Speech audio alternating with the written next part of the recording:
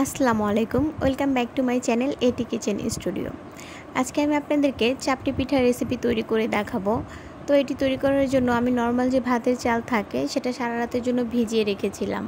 তো সকালবেলা এটাকে আমি নিয়ে নিয়েছি। তো এটাকে আমি ব্লেন্ড করার জন্য নিয়ে নিয়েছি।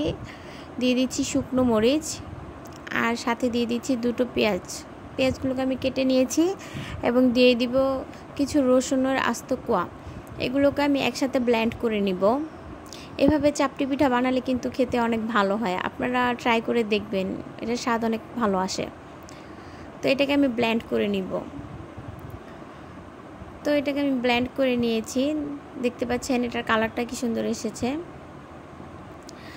আমরা যে 300 ফিটে যে চাপটি পিঠাগুলো খাই ওনারা কিন্তু এইভাবেই বানায়, এটা খেতে কিন্তু ভালোই লাগে। তো আমি এটাকে ব্লেন্ড করে নিয়েছি আর কিছুটা চাল আমি আগেও ব্লেন্ড করে নিয়েছিলাম কিছু না দিয়ে, মানে শুধু ওই জন্য সাদা দেখা যাচ্ছে।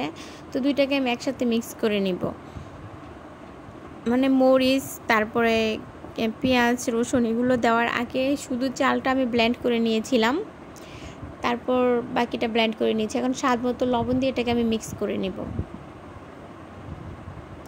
তো এটাকে আমি ভালো করে মিক্স করে নিচ্ছি। দেখতে পাচ্ছেন ঘনত্বটা কিন্তু এরকম থাকবে, এরকম থাকলে এটার ঘনত্ব পারফেক্ট আসবে। তো এখন আমি নিয়ে নিয়েছি 3টা লেবু পাতা। লেবু পাতাটা আপনারা অবশ্যই ইউজ করে দেখবেন, এটার স্বাদ আসলে অসম্ভব রকমের ভালো আসে। আপনারা কেউ চাইলে লেবু পাতা না দিলে হয়তো ধনিয়া পাতা দিতে পারেন, তবে ধনিয়া পাতার তুলনায় লেবু পাতা দিলে কিন্তু স্বাদটা খুবই ভালো আসে। তো চুলায় আমি একটি প্যান বসিয়ে দিয়েছি। প্যানটা মোটামুটি গরম হয়ে আসলে এখানে আমি পিঠাটা দিয়ে দিব। তো পিঠাটা দিয়ে আমি ছড়িয়ে দিচ্ছি। আপনারা চেষ্টা করবেন সাথে সাথে পিঠাটাকে ছড়িয়ে দেওয়ার জন্য। যদি দেরি করেন তাহলে দেখবেন যে ছড়িয়ে দেওয়ার সময় চামচের সাথে উঠে চলে আসবে, মানে চামচের সাথে উঠে চলে আসবে। তো সাথে সাথে দিয়ে যদি আপনি এটাকে ছড়িয়ে দেন তাহলে দেখবেন এটা সুন্দরভাবে ছড়িয়ে ছিটে যাবে। তখন ঢাকনাটা দিয়ে এটাকে 2-3 মিনিটের মতো ঢাকনা দিয়ে ঢেকে রাখবো।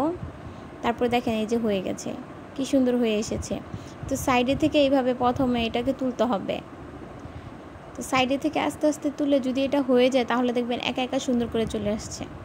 এই যে দেখেন কি সুন্দর করে উঠে যাচ্ছে। আমার চাপটি পিঠাটা কিন্তু একদম পারফেক্ট হয়েছে। আপনারা এইভাবে চেষ্টা করলে দেখবেন যে চাপটি পিঠা একদম পারফেক্ট হবে।